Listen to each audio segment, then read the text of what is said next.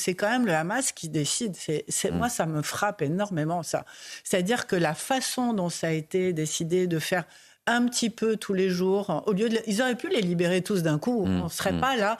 Là, on est suspendu. On a l'impression dans 24 heures chrono avec Jack Bauer et de se demander qui ils vont nous rendre. Donc, on voit bien qu'ils tiennent la situation, que ce sont eux qui décident de qui va être sur cette fameuse liste qui a été reçue hier soir par les Israéliens pour les gens qui vont être libérés aujourd'hui. Et il y a une inversion des rôles, il y a une inversion du rapport de force que je trouve extrêmement... Imaginez-vous les Israéliens qui sont là en train d'attendre les listes que le Hamas leur délivre chaque jour.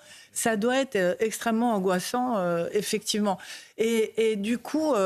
Juste rapidement, les femmes, c'est des femmes très âgées, des enfants très jeunes.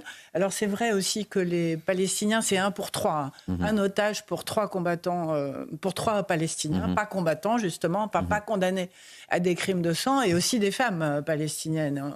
On ne voit pas d'hommes dans les Palestiniens libérés. Et donc on est dans une situation où moi je trouve que le Hamas a quand même...